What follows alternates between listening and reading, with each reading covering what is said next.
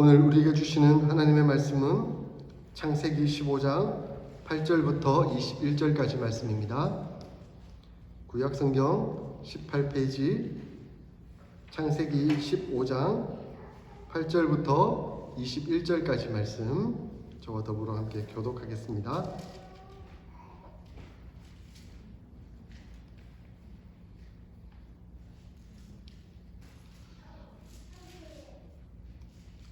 그가 이르되 주 여호와여 내가 이 땅을 소유로 받을 것을 무엇으로 알리까?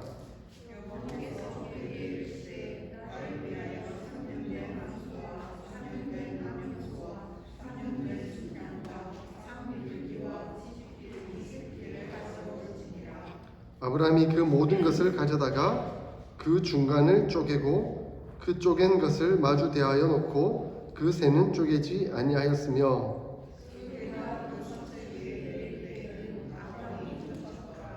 해질 때에 아브라함에게 깊은 잠이 임하고 큰 흑암과 두려움이 그에게 임하였더니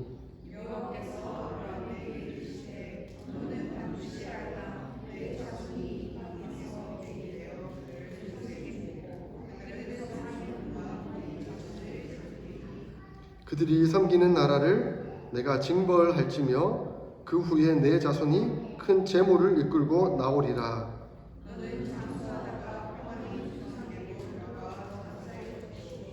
내 자손은 4대 만에 이 땅으로 돌아오리니 이는 아모리 족속의 죄악이 아직 가득 차지 아니함이라 하시더니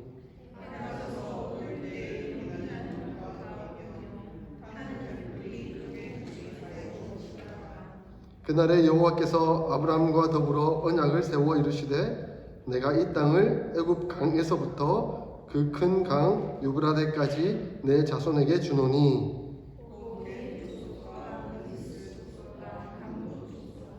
헷 족속과 브리스 족속과 르바 족속과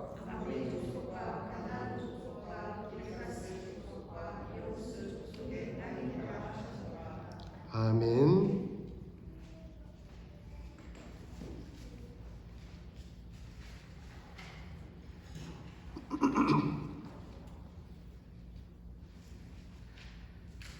하나님께서 아브라함을 부르셨습니다. 아브라함을 불러서 하나님의 거룩한 백성, 하나님의 거룩한 나라가 이루어져 가도록 역사하고 계십니다. 하나님께서 왜 아브라함을 부르셨는가? 전적인 하나님의 은혜라고밖에 설명할 길이 없습니다. 아브라함이 무슨 공로가 있기에, 그에게 무슨 덕이 있기에 하나님 그를 부르셨겠습니까? 다만 하나님의 전적인 은혜, 무조건적인 선택으로 말미암아 그는 부르심을 받았고 그 부르심에 합당하게 순종했을 뿐입니다. 그런데 그의 순종이 완전하지는 않죠. 계속 보아와서 알겠지만 그는 여러 가지 어려움을 당할 때마다 약속하신 가나안 땅에서 벗어나기도 했고 그리고 자기 생각대로 그 믿음을 지켜보려는 노력도 기울여 봅니다. 그러니까 그의 믿음조차도 사실 순종조차도 완전하지 못하다 하는 것을 보는 것이죠. 그러나 하나님은 그의 그 완전하지 못한 믿음, 견고하시만한 그 믿음이라 할지라도 의로 여기시고 하나님이 축복과 은혜를 베풀어 주고 계십니다. 그래서 하나님 우리에게 요구하시는 것이 대단한 게 아니에요. 너희가 완벽해가지고 온전한 모습으로 하나님을 마음껏 영광스럽게 보여라. 우린 연약하죠. 우린 부족하죠. 우린 죄악 가운데 있죠. 그렇지만 나는 하나님을 사랑합니다. 주님 은혜를 바라보며 삽니다. 하는 그 고백을 드리며 조그마한 한 발자국이라도 걷는 그 믿음의 걸음, 그 순종을 통해서 하나님 역사하시고 기뻐하신다 하는 것을 우리에게 말씀해 주고 있는 것이죠. 그래서 하나님은 아브라함에게 말씀합니다. 7절 8절에 나라를 세우고 그 백성들이 함께 할 수 있는 합당한 땅 영토를 주겠다라고 약속하고 계십니다. 근데 아브라함이 이게 참 이해가 될까요? 믿어질까요? 지금 내 자손을 통해서 주겠다고 약속을 하셨는데 지금 내가 나이가 많아 늙었고 내 아내도 나이가 많아 늙었고 이 도무지 자식이 태어나지 못할 것 같은데 어떻게 이 일이 이루어지겠는가? 그러니까 내 종 엘리에셀을 통해서라도 내 상속자 삼아서 그렇게 만들어가면 안 되겠습니까? 예, 그게 이제 그의 믿음이었던 거죠. 그의 생각이었던 거죠. 그런데 하나님은 아니다. 네 씨를 통해서 나타날 자로 말미암아 하나님의 나라를 이루겠다라고 약속해주고 있습니다. 그랬더니 아브라함이 하나님 그럼 내가 어떻게 믿겠습니까? 라고 또 묻고 있죠. 어떻게 내가 그것을 확증적으로 이해할 수 있겠습니까? 라고 묻고 있습니다. 그랬더니 하나님께서 좀 독특한 방법으로 내가 너와 이 언약을 맺었는데 이 언약이 반드시 이루어질 것이다 하는 것을 보여주려고 하고 계십니다. 하나님께서 아브라함에게 좀 명령을 하시죠. 9절 3년 된 암소와 3년 된 암염소와 3년 된 수양과 산비둘기와 집비둘기 새끼를 가져오라라고 말씀하셨습니다. 그리고 그 동물들을 반으로 쪼개서 갈라놓으라라고 명령하셨습니다. 그 일에 아브라함이 순종을 했죠. 그래서 그 동물들을 가져와서 수고로이 딱 반을 갈라놓습니다. 생각해 보십시오. 그 동물들을 잡는 게 쉽지 않아요. 살아있는 거 죽이는 것도 쉽지 않고 죽인 다음에 그것을 똑바르게 반을 가른다는 것 쉬운 일은 아닙니다. 그런데 하나님께서 아브라함과 약속을 하시면서 이 약속의 징표로 이것을 보여주고자 했던 겁니다. 근데 이 약속의 징표가 당시 팔레스틴 지역의 그 고대의 그 지역에서 이루어지던 약속의 한 방법이었습니다.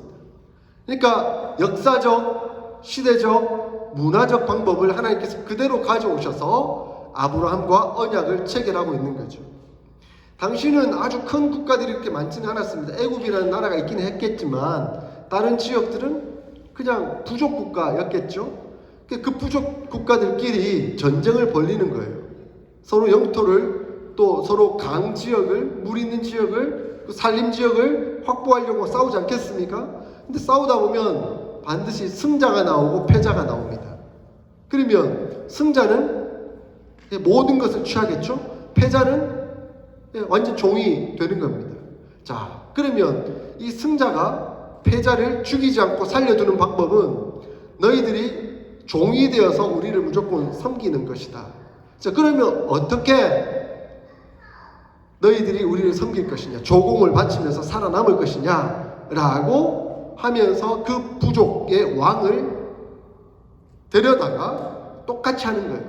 동물들을 잡아다가 반을 딱 갈라놓고 양쪽에 딱 세워놓고 이긴 부족의 왕, 이긴 부족의 부족장은 맞은편에 앉아있고 진 부족의 왕은 그 쪼개진 사이를 기어갑니다. 기어서 그 이긴 부족장 왕 앞으로 갑니다. 자, 이게 무엇을 상징하겠습니까? 여러분 생각해 보십시오. 무엇을 상징하겠습니까? 말 그대로죠. 우리는 이겼으니까 너희는 우리의 종이 되고 너희는 종이 되었으니까 이렇게 기어서 우리가 시키는 대로 조공을 바치면서 살아야 될 거다. 그런데 만약에 너희가 이 약속을 어기게 되면 어떻게 될 것이냐? 봐라. 너희가 약속을 어기면 이 동물처럼 반으로 쪼개져서 죽게 될 것이다 하는 그 의미를 담고 있는 약속입니다. 그래서 종주권 언약이죠. 누구는 종이 되고 누구는 주인이 되는 언약입니다. 그래서 이긴 쪽은 주인이 되고 진 쪽은 종이 되는 거죠. 그리고 이긴 쪽은 약속에 따른 권리와 혜택을 누리지만 진 쪽은 그 약속을 이행해야만 하고 약속에 따른 의무만이 존재할 따름입니다. 근데 그 의무, 그 약속을 이행하지 않으면 어떻게 된다고요? 죽는 거죠. 죽는 것도 어떻게 죽는다고요? 반으로 그대로 쪼개져서 죽고 말 것이다. 무서운 약속입니다. 이 무서운 약속을 하나님께서 지금 아브라함과 체결하고 계시는 거예요. 근데 17절을 보십시오. 17절. 같이 한번 읽어볼까요? 시작. 해가 져서 어두울 때에 연기 나는 화로가 보이며 타는 횃불이 쪼갠 고기 사이로 지나더라. 자, 제가 당시 종주권 언약을 말씀드렸습니다. 자, 그런데 고기 사이를 지나는 사람은 누구입니까? 패자, 그죠? 진 부족, 종이 된 부족장이 그 사이를 지나는 겁니다. 그런데 지금 하나님과 아브라함이 약속을 체결하고 있는데, 인간적으로 생각해 보세요. 누가 약자입니까? 누가 종입니까? 아브라함이 종이잖아요. 아브라함이 약자잖아요. 하나님 전능하신 분인데. 그러면 이 약속을 체결하면서 이 약속 안 지키면 넌 죽을 거야 라고 명령하실 분은 누굽니까? 하나님이셔야죠. 근데 아브라함이 그 사이를 지나가지 않아요. 무엇이 지나갔다고요? 화로와 같은 횃불이 그 사이를 지나갔다라고 말씀하고 있습니다. 사실 불은, 연기는 하나님의 임재를 상징합니다. 하나님은 볼 수 없는 분이시죠. 하나님을 직접 대면한다는 것은 죽은 분이잖아요. 죽을 수밖에 없잖아요. 그러니까 하나님이 다른 상징적인 것들로 하나님을 보여주시고 하나님의 임재를 상징해 주십니다. 그 중에 하나가 연기이고 그 중에 하나가 불입니다.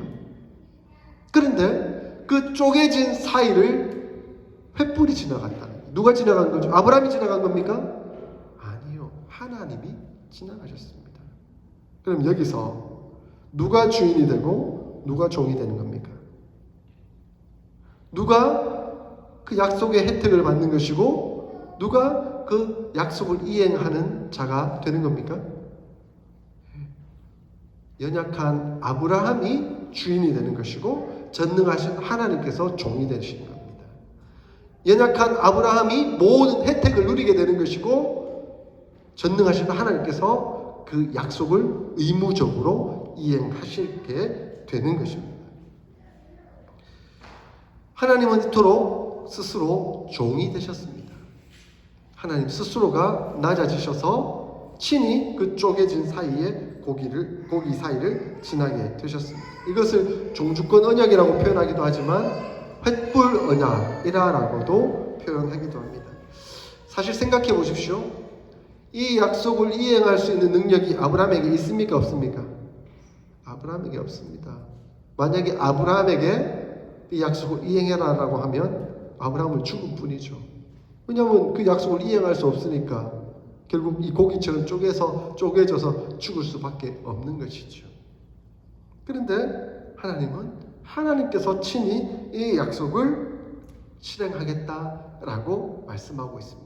만약에 이 약속이 실행되지 않으면 나는 이 고기와 같이 쪼개져서 죽어 마땅하다라고 스스로 그것을 보여주고 있다라는 것입니다. 그러므로 이 약속의 주인 역할은 아브라함이 하지만 실제로 모든 것을 실행하고 그대로 이루어 주시는 분은 하나님이십니다. 사실은 아브라함은 노력할 필요가 없습니다. 노력할 것이 없습니다. 하나님이 다 하셔야 될 것들입니다. 네, 이후의 내용들도 보면 알겠지만 아브라함이 스스로 이것들을 이루어보려고 온갖 노력을 기울여요. 그죠? 대표적인 예가 종인 하갈을 취해서 이스마엘을 낳는 거였습니다. 아, 이제 내 몸에서 찌를 나겠다 하니까 내 아내 사라는 이미 자식을 낳을 수 있는 형편이 안 되니까 그러면 종을 통해서라도 자식을 낳아봐야 되겠다 하고 인간적인 노력을 하죠. 그것은 자기가 하지 않아도 될 노력인데 하나님께서 하셔야 될 일인데 인간적인 노력들을 자기 스스로 해보았던 것입니다.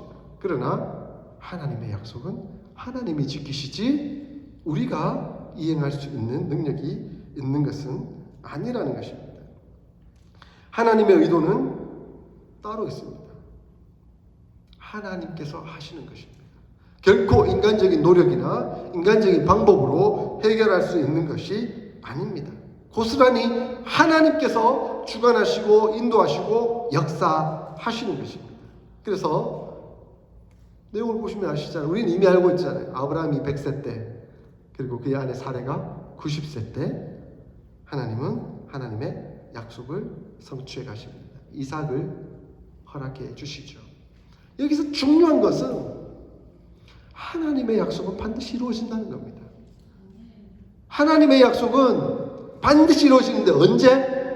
우리 인간적인 때가 아니라 하나님의 때에 하나님의 방법으로 이루어진다는 것입니다. 그리고 우리에게 중요한 건 뭡니까? 하나님의 때에 하나님의 방법으로 이루어질 것이라는 믿음을 가지고 기다리면서 인내하면서 기도하면서 신앙의 믿음의 승리의 걸음을 걸어가면 되는 겁니다. 자꾸 인간적인 방법 쓰지 말고 하나님의 방법, 하나님의 때를 기다리면 되는 것이죠. 그래서 하나님께서 지금 약속하고 계시잖아요. 내가 반드시 그 약속 이루기는 할 텐데 그 가운데 고난의 때가 있을 것이다. 400년간 너희가 종이 될 것이고 4대가 지나서야 겨우 돌아오게 될 것이다. 그런 온갖 고난들이 있을 것이다. 아브라함 이게 무슨 소린가 싶었을 거예요. 우리는 다 알죠. 나중에 요셉 통해서 애굽에 가게 될 거고 그곳에서 오랫동안 잡혀 있다가 나중에 출애굽을 하는 과정이 이루어지게 될 것이라는 것이죠. 자, 이 아브라함이 갈대 우르르에서 출발해서 가나안 땅으로 갈 때가 한 BC 2100년경이래요. 지금으로부터 보면 4000년도 더 전의 이야기죠. 그런데 실제로 하늘의 별과 같이 바다의 모래와 같이 하나님의 백성들이 많아지기까지 이루어진 것은 BC 1446년, 47년경입니다. 그러니까 출애굽한 시기가 그때인 것이죠. 그런데 하나님은 그 600년, 700년 거쳐가는 과정 속에서 인간적으로는 도무지 이루어질 수 없을 것 같은 그런 역사를 이루어지도록 도우시고 역사하셨습니다. 사실은 부족국가로 남아있으면 이렇게 200만 명, 300만 명 되기가 쉽지 않을 거예요. 그래서 아마 출애굽할 시기에 당시에 장정만 60만 명이었으니까 이스라엘 백성 전체를 따지면 200만 명이 넘었을 것이다 라고 이렇게 판단이 되는데 하나님의 약속이 그렇게 이루어지는 거죠. 근데 부족국가로 해서는 계속 전쟁이 이루어지니까 그게 안 되는 거예요. 그런데 애굽이라는 큰 나라에 보호하셨다가 큰 민족을 이루고 나서 이제 실제로 온전한 국가가 형성될 만큼 크게 되고 나니까 하나님께서 고스란히 가나안 땅으로 옮기셨잖아요. 하나님의 역사입니다. 하나님의 주관하시고 하나님의 약속이 그대로 성취되신 것입니다. 그것이 하나님의 은혜이고 하나님의 약속입니다. 그래서 우리는 다만 그냥 약속이라 표현하지 않고 언약이라고 표현을 합니다. 말씀 속에 나타난 하나님의 약속. 더 좋은 표현도 사실 있죠. 성약이라는 표현도 있어요. 거룩한 약속. 그런데 이 성약이라는 말을 저희 사이비 이단 종교가 막 너무 함부로 써가지고 이 성약이라는 표현을 좀 쓰면 괜히 좀 어색해서 언약이라는 표현을 좀 많이 써요. 어쨌든 하나님은 약속을 하시고 그 약속을 친히 종이 되셔서 반드시 이루어 가신다 하는 것을 우리에게 말씀해 주십니다. 제가 여러 책들을 이제 읽어보면 다양한 비교 종교학 관련된 내용들이 나와요. 그런데 여러분 보세요. 창조주 신앙을 가진 신들이 여러 있어요. 세상을 창조했다. 그리고 유일신 신앙을 가진 대표적인 종교가 기독교와 이슬람 종교입니다. 그 유일신 신앙이 곧 세상에 창조하신 창조주이시다 하는 그 고백을 드리고 있습니다. 그런데 그 창조주가 구속주이냐 하는 것은 기독교밖에 없어요. 왜냐하면 구속하기 위해서는 정의와 사랑이 공존해야 되기 때문에 그렇습니다. 정의로운 신은 얼마든지 많죠. 불의를 행하고 잘못을 하면 심판하고 징계하고 얼마든지 할 수 있죠. 인간을 종으로 취급하면 종으로 여겼는데 뜻대로 하지 않으면 거기에서 징계하고 징벌하고 심판하고 지옥에 보내고 얼마든지 신으로서 할 수 있는 일이죠. 그런데 그 연약한 죄에 빠진 종과 같은 그 인간들을 친히 살려내는 것, 그 사랑을 이루어내는 것 어느 신이 감당합니까? 그 사랑을 이루어내려면 신의 자기 희생이 들어가야 되는데 어느 신이 희생을 합니까? 우리 주 하나님밖에 희생하지 않으십니다. 신이 직접 인간의 몸을 입고 이 땅 가운데 오셔서 십자가에 못 박혀 죽으심으로 말미암아 우리의 모든 죄 다 해결하시고, 그러니까 하나님의 공의, 하나님의 정의를 해결하시고 하나님의 사랑을 보여주신 것이죠. 하나님이 희생하셨습니다. 어느 신이 감히 희생을 하겠습니까? 그런데 우리 하나님은 스스로 희생을 하신 것이죠. 이미 종주권 언약에서, 횃불 언약에서 그것을 보여주고 계십니다. 친히 종이 되셔서, 친히 패배한 왕이 되셔서 그 쪼개진 고기 사이를 지나신 분이 우리 하나님이십니다. 그리고 그 약속을 반드시 이행하시겠다고 약속하셨습니다. 그리고 그 약속이 600년, 700년 지났을 때 출애굽 사건으로 이어졌지만 이후에 다윗과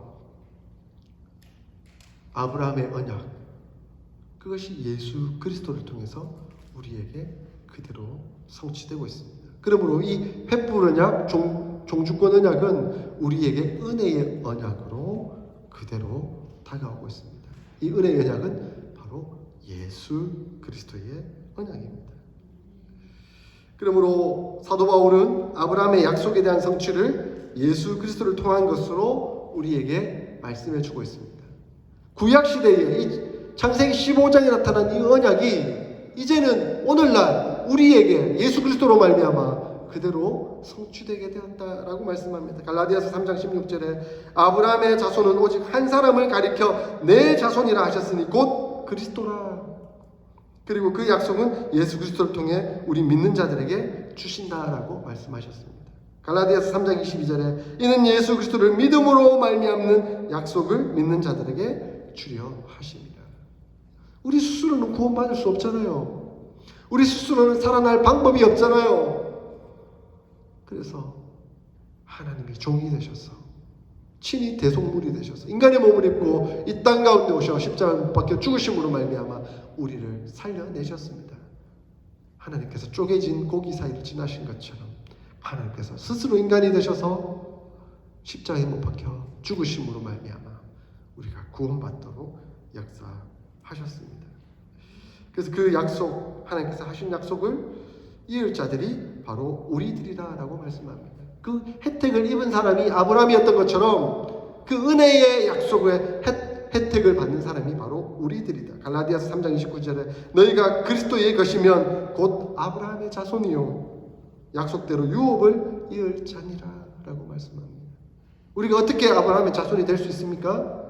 예수 그리스도의 은혜로 말미암아 의롭다고 인침을 받았기에 우리가 아브라함의 자손이라. 갈라디아서 4장 28절 형제들아 너희는 이삭과 같이 약속의 자녀라.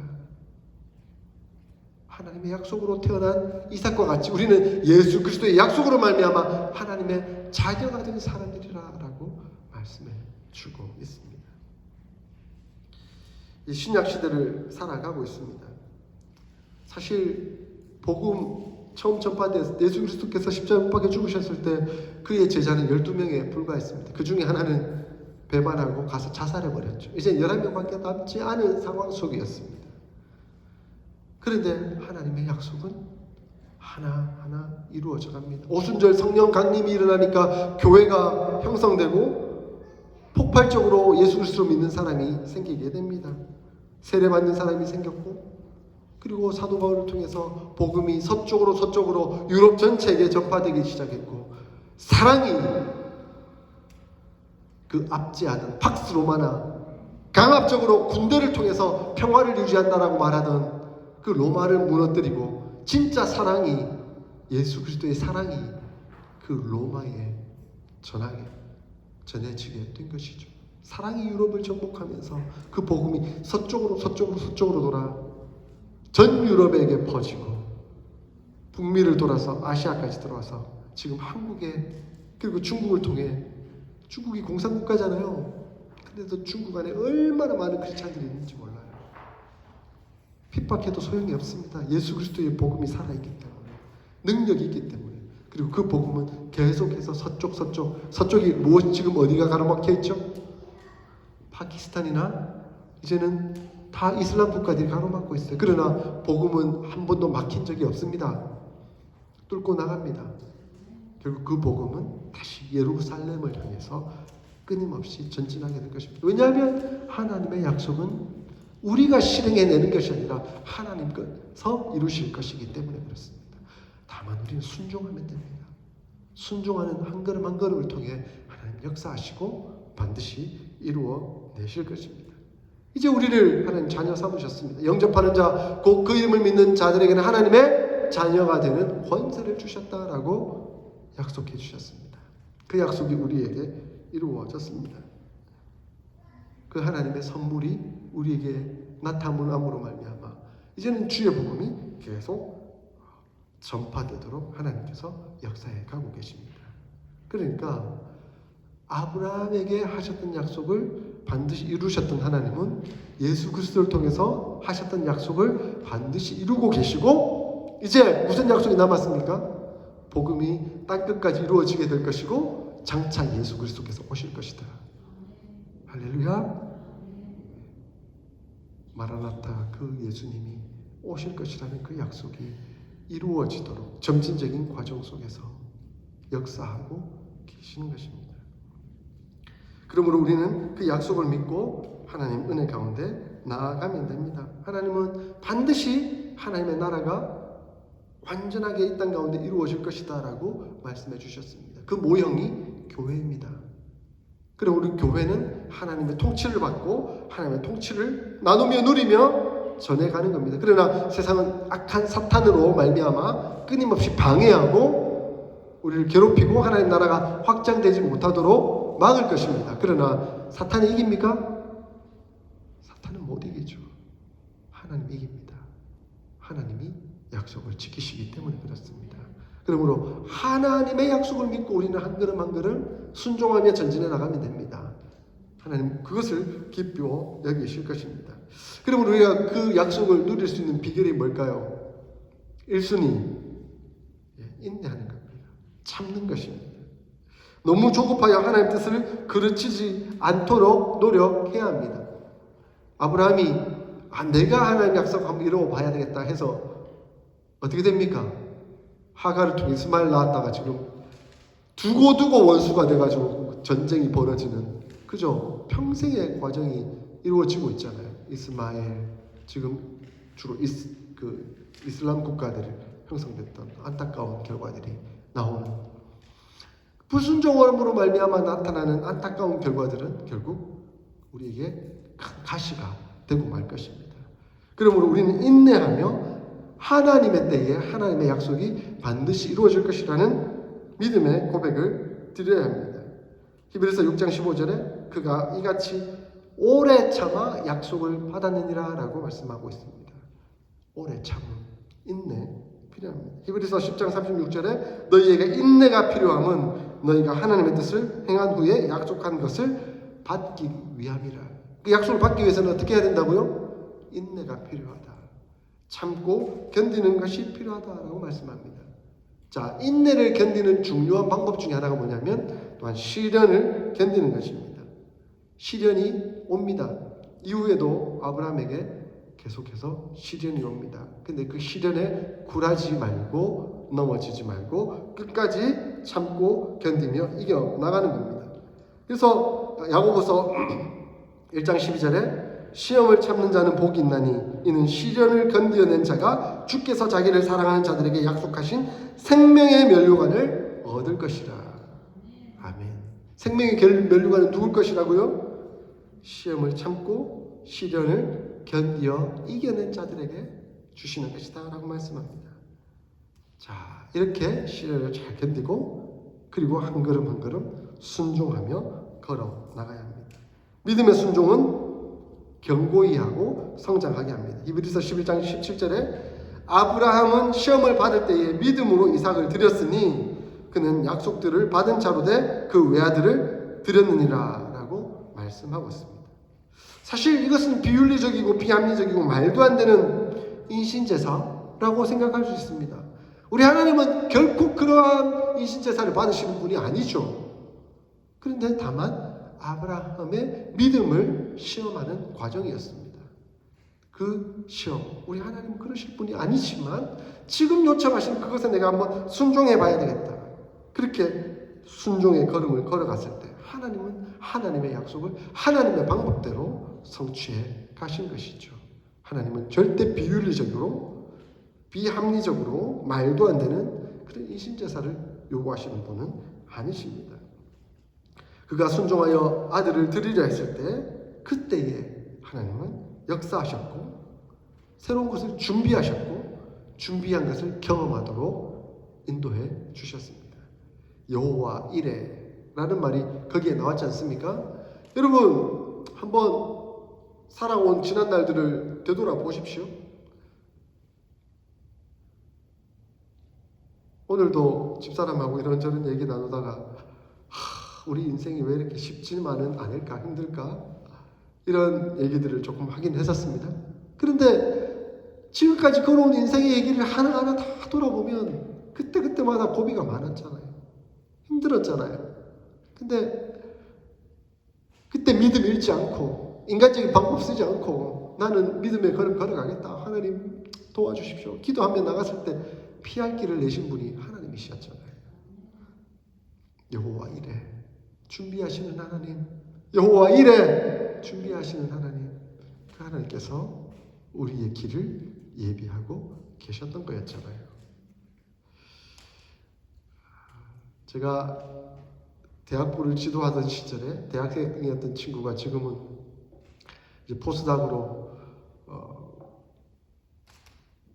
병원에서 근무하고 있는데 이제 그 병원 마치는 과정 속에서 새로운 진로가 어떻게 진행될지 하나님 앞에 기도해도 하나님 답이 없으시대요. 너무 답답하대. 근데 답을 알아요, 친구가. 하나님은 결국 선한 길로 인도해 주실 것이라는 믿음은 있는데 당장 보이지 않으니까 그게 너무 답답한 거예요. 하나님 어떻게 해야 됩니까? 가끔 저랑 통화하고 얘기하고 그럼에도 불구하고 알잖아. 아는데 좀 답답하네요. 우리 가끔 그런 고백을 하긴 하죠. 그죠? 알면서도 답답하긴 하지만 그때 우리의 믿음의 고백이 필요합니다. 하나님 신뢰합니다. 하나님 믿습니다. 하나님께서 결국 저의 인생을 책임져 주실 것이고 믿음으로 이끌어 주실 것이고 승리하도록 역사하실 것입니다. 다만 저는 그 고백드리며 한 걸음 한 걸음 주님 약속 믿고 따라가겠습니다. 사랑하는 성도 여러분, 하나님은 전능하신 분이십니다. 우리는 시간과 공간에 갇혀 한 치 앞도 내다볼 수 없지만 하나님은 시간과 공간을 초월하신 분이십니다. 그러므로 하나님은 우리의 모든 것을 알고 계십니다. 우리는 시간과 공간에 갇혀 모른다고 실망하고 좌절하지만 중요한 것은 하나님을 신뢰하는 것입니다. 하나님을 믿는 것입니다. 하나님 의지하고 따라가면 됩니다. 믿고 의지하고 신뢰하고 따라가는 방법 뭐냐? 제가 말씀드렸죠? 참고 견디는 겁니다. 시련을 이겨내는 겁니다. 그리고 순종하는 것입니다. 이 한 걸음 한 걸음 걸어 나갈 때 하나님 반드시 우리에게 결과를 보여주실 것입니다. 그것이 소망이지 않겠습니까? 두려워 말라 내가 너와 함께 함이니라. 놀라지 말라 나는 내 하나님이 됨이니라. 내가 너를 굳세게 하리라. 참으로 너를 도와주리라. 참으로 나의 의로운 오른손으로 너를 붙들리라.